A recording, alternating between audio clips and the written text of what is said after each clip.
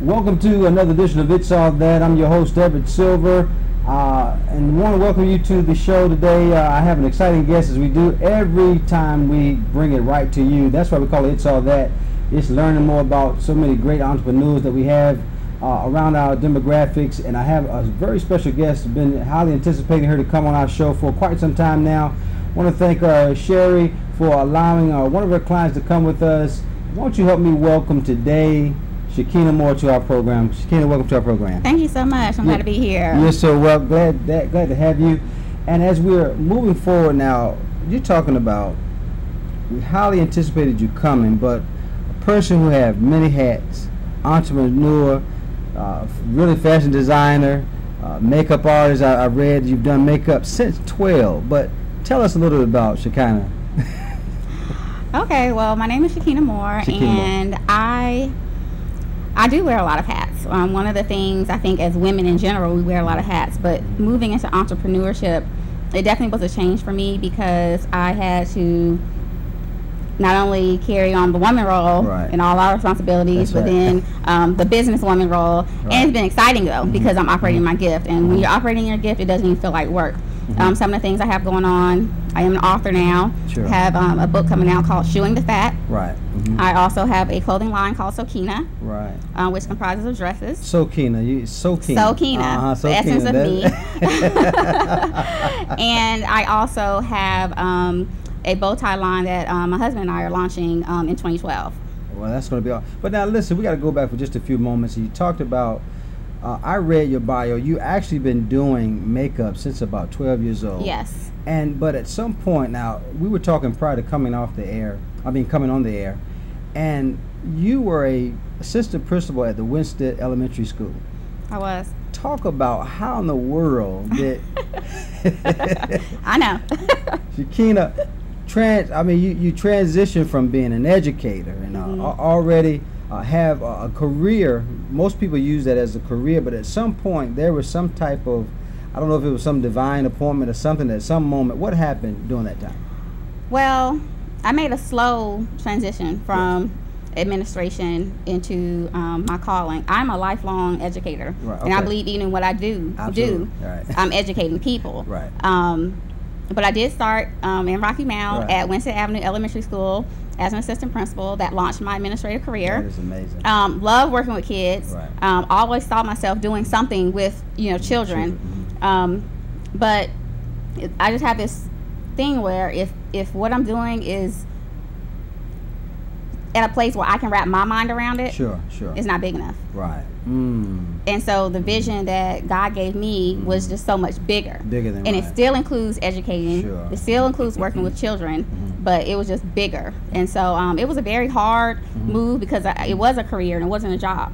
Well, when you start talking in terms of educating, even in what you're doing, how much, and I know it has to, people don't really understand this, but how much of behind the scene that you've gone to do research to come up with your lines, designs. Talk a little bit about that, and how are you educating those kids, and even what you do along the way? Well, one of the things I've learned in business is you can't be a one-man or one-woman show. Absolutely. And so you're only as good as the people around you. And so one thing I've always been intuitive enough to know is that I need help. Yes. And so you really can get things rolling. Yes, help around you that really to be dedicated to what your vision is. Yes, and I believe iron sharpens iron. You have to have strong people, knowledgeable people around you, and that's really what helped me having a good team. I started thinking about, well, what is it that is my niche? Anyone who knows me, I'm dresses. Yes, that's right. I'm a dress woman. Right. I would be at work even. In the hallways, the kids would always say, "Miss Moore, you seem like you would be in fashion. You seem like you should be modeling." And even the teachers would say, "You just don't seem like you're doing what you're supposed to be doing." Not that I wasn't good at administration, absolutely. But people can tell when you're walking in your gift. Absolutely right. And I think that when you look at again getting confirmations from other persons to help endorse what you're doing, but when you start thinking about it in terms how I know in the back of your mind, how do we get, and I have to say this because my mind goes to this, and I'm a person that really is into dressing myself.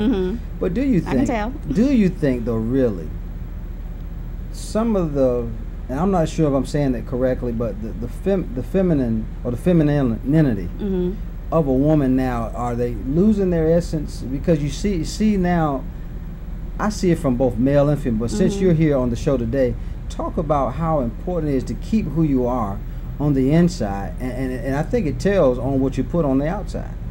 Really, that was the impetus for me writing my book, Chewing the Fat. Wow. You just brought up a very poignant point. I do think, especially with a lot of our young women, sure, that, we're losing the way, and we have to get back to that model where we're showing young ladies, what is appropriate for what season of your life. Absolutely and right. What position in life and where you are. Yes. There's a time and a place for everything. For everything, right. And I think we've all seen some things, I know I have. Absolutely. And that's why I do not take for granted having worked in the school system. Absolutely right. Because I've seen some things, and there are some teachable moments. Just teaching from the textbook isn't all that there is to this education thing. Right. I really do believe it takes a village to raise a child. Absolutely. And the social skills. That's a huge piece, and that's a lot of what ShekinaMoore.com, that's what we've been reaching out and giving back and teaching is, okay, I'm not coming down on you, but I really do want to show you and model for you, this is what this looks like, and this is the reaction you're going to get when you dress this way as opposed to this way. Shekina, I will say that too, just your overall, not just talking about it, being about it, really speaks volume within itself. And when you start talking about, and I think when you started creating some of your lines, talk about Speedy Fitters and things that you've come on with, some of your lines, Shekina, talk about, though, when you're creating that, how much do you think about that when you're creating your design? It's always at the top of my mind, because my line is geared to leader women, because we need to raise up the woman that is thinking of herself in leadership. She's either on the road to success, she's having success, or she's finding her way, but you want to make sure that that's my market. Absolutely right. Because that's the essence of who I am. And so when I'm creating any design, I'm always thinking of, okay, leader woman, what would she wear? This is actually one of I was going to add one of your designs. We talked about this that. Is one of my designs. Now talk about when you saying, and I think it's very, very powerful to see that. I believe a platform has been given to women nowadays, not like before. It's still a struggle, still platforms to things we still have to overcome. We know that, but I think that it's a season and time for it, because back in the day you never would have thought even a woman talking about running for presidency. Now those opportunities are there and at the forefront. But when you're talking about leader women, you've been an educator, you really live in the life. And sometimes people have a tendency to look at who's in the limelight, but you're doing it right here in this area. What made you transition and say, well, when I'm thinking about this leader woman, you have to do it with style, though? You do have to do it with style, because before a person will ever get to know you, they're going to see you. Absolutely. And they're going to sum you up. And you want to be relevant also. I believe in dressing in a relevant way.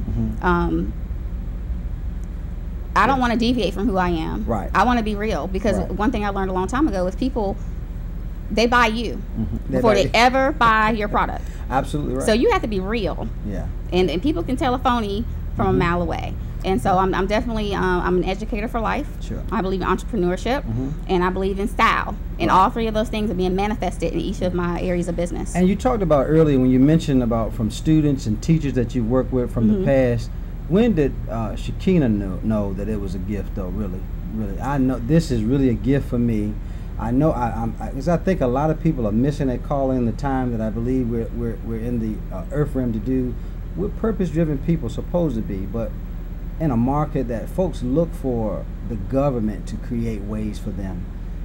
You and I, entrepreneurs, we're trying to create jobs for other persons in our demographics, but looking at some of the younger ones coming up, how can we really show them that we're not just here and we didn't work for, microwave stuff is fine, but you've got to put some groundwork in, and you've got to, I'm talking from education, from just doing, but when did you know this thing is a gift from God to do this is what I was placed here on earth to do?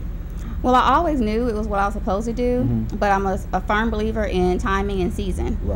It wasn't the right time for me to jump out. I was impacting lives on a different level, working in the hallways, in the trenches, so to speak. But I learned a lot in the trenches that I'm going to take out. Now, by way of giving back, I'm looking for interns, which I have some interns working for me now, that, sure. you know, I already see something in you that you may not even see in yourself yet. Absolutely correct. And I want to pull that out. And I want to show you how entrepreneurship is an avenue, if you so choose. But let's get them working in their gifts that we can spot out right off the bat. Right off the bat.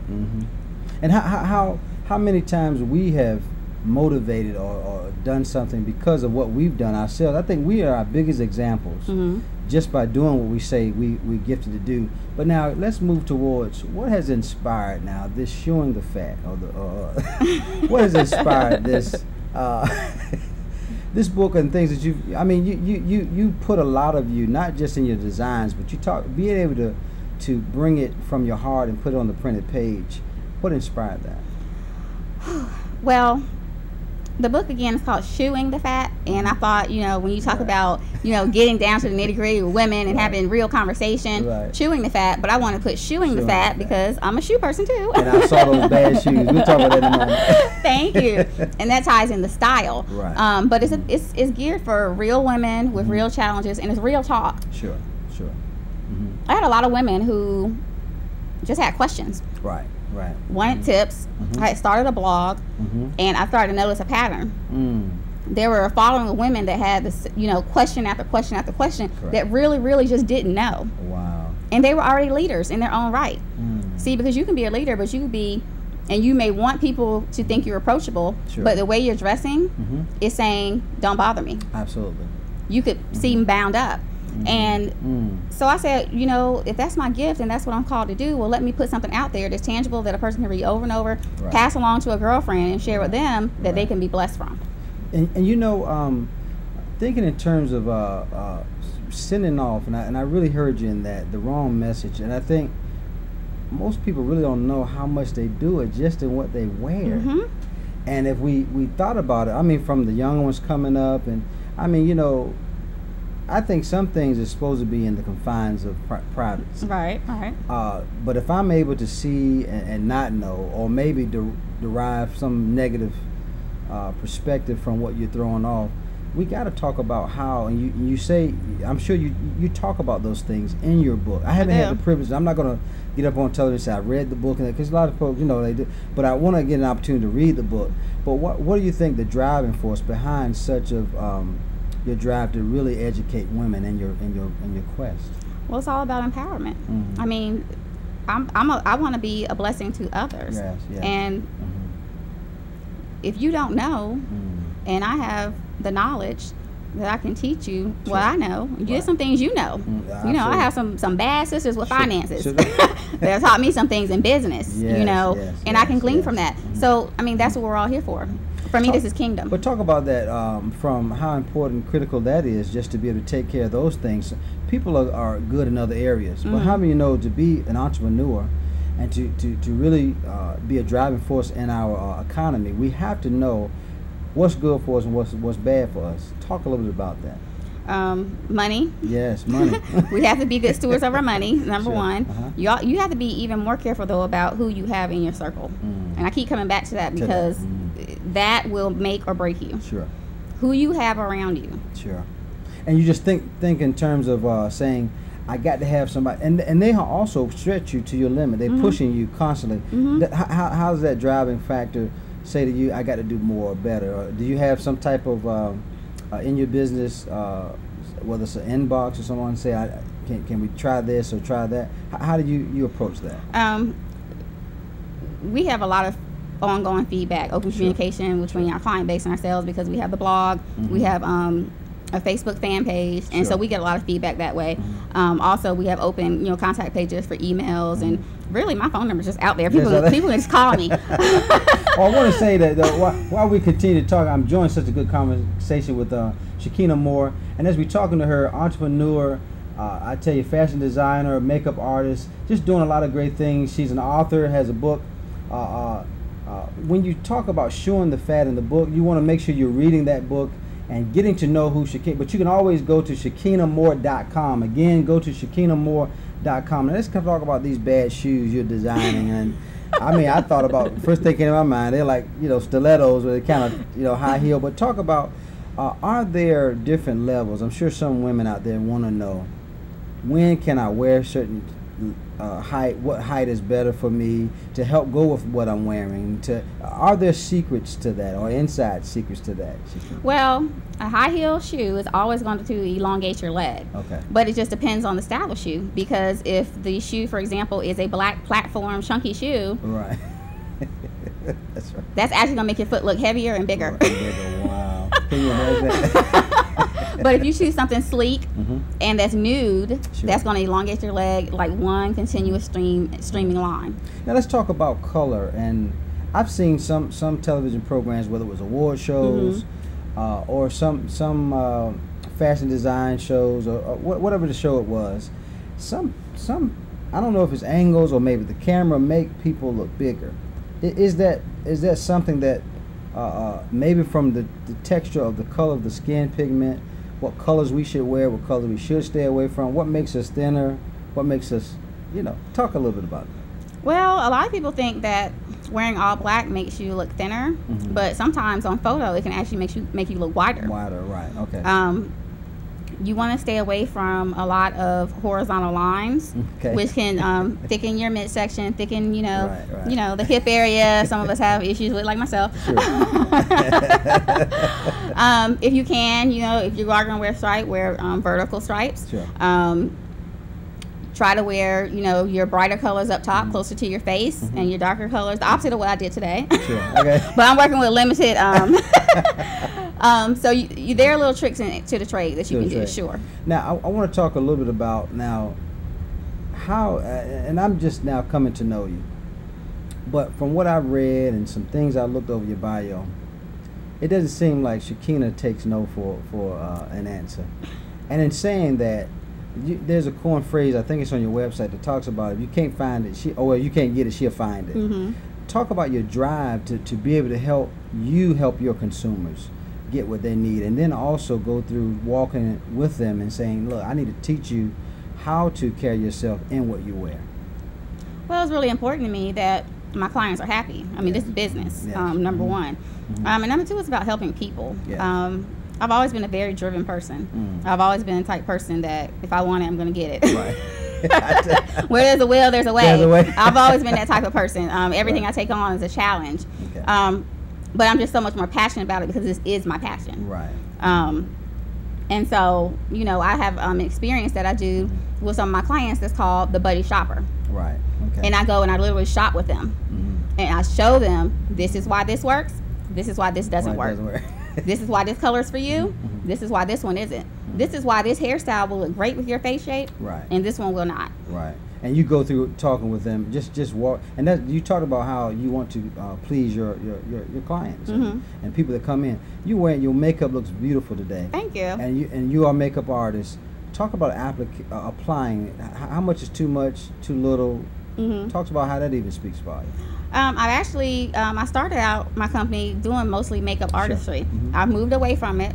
Now I'm focusing on the wardrobing side, but there's nothing better than a nice bright face that just says I care. Sure. I put effort into. Right. It's not about you looking like Dolly Parton or being overly done up. Sure. But that polished look, it just adds a little boost of confidence that makes you square your shoulders back. Absolutely. And when you walk in a room, for people to take notice. Right. I'm not trying to blend in the crowd. I'm not trying to be, but out in your face, but at the same time, you're selling your product. I'm a brand. You're a brand. You are a brand. And people buy you before they'll ever buy your product. Now let's talk about one of your lines, Speedy Fitters. Now, when you start creating that, talk about how did that come about in your designing? Okay, Speedy Outfitters is my parent company, and the first line we created was Shekina at ShekinaOnline.com. And actually, this is, like I told you, one of the items from Shekina. Again, geared to the leader women. Right. I mostly have dresses, not cocktail to formal.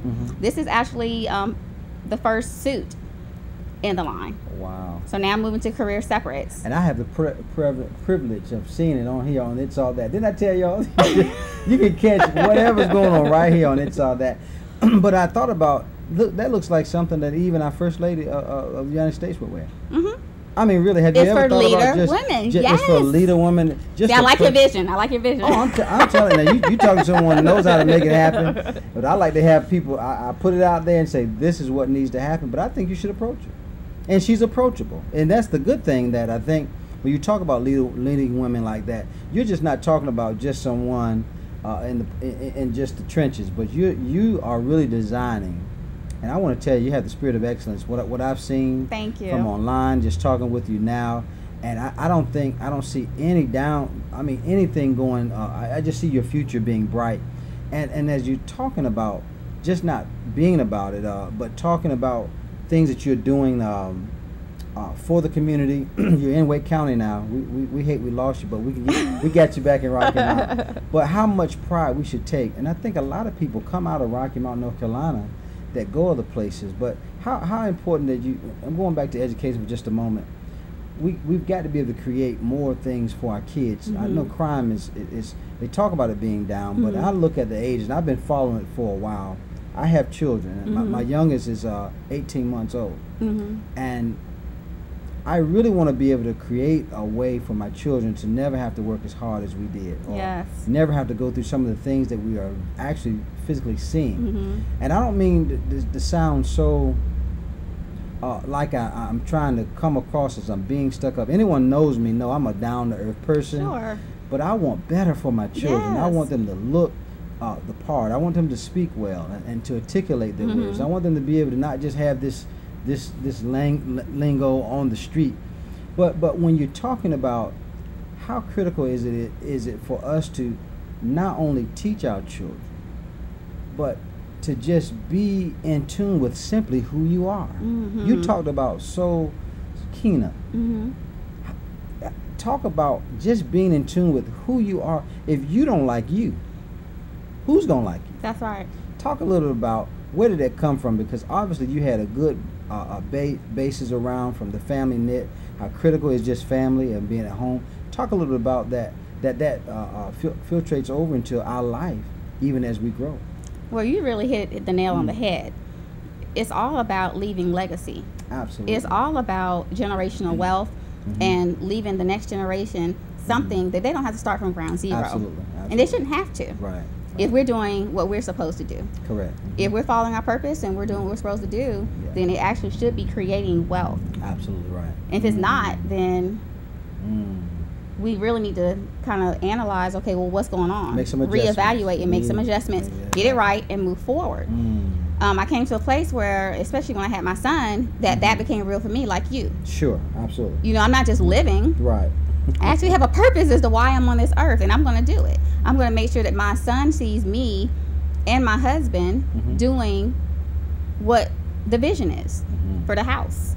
Oh man, now you said critical for the house. For the house. And that how critical, because a lot of people have to know this, is that, you know, there is no big eyes and little U's, but when you talk about the unit that's a part of the house, how important for us to get to let other people know that we're uniquely equal. That alone. That intimidates some people. That alone, unique. Shekina, you have gifts that I don't have. That's right. You have strengths that you can bring to the table I simply don't have. How critical to get the house to see that? Well, I know in my household, you know, submission, and this is what we're taught, simply means that I'm bringing all of my gifts to help undergird the vision that you have set as the man of the house for our household. Right. And so my complementary gifts, you can't do without. You can't even perform to your best ability without me bringing my gifts to the table. Sure. And so that's why I'm the helpmeet. Sure. And I'm not bucking the system. Right. Right. I'm not saying, oh, well, you think you're here and I'm here. Right. No. Right. This is us. We are one, and we're going to do this. Right. And now our son can see that model, and he can follow it. And so there's no isms and schisms and, you know, all the things that can go on when there are power struggles. Sure. No, we're working together to an end. And you, as our offspring, should benefit. And I'm going to tell you that from the male perspective, I've learned early on, but of course, we kind of talking around and about it, but most of, anyone that knows me, and it sounds like knowing you, God is at the center of everything that we do. But in knowing that, as a male, I understand, and I learned a long time ago, it doesn't matter whose fault it is, I'm responsible. And in my responsibility is to gather my household, talk to my household, this is what needs to happen. Sweetheart, I need your input. But what advice, we only have a few more minutes, would you give?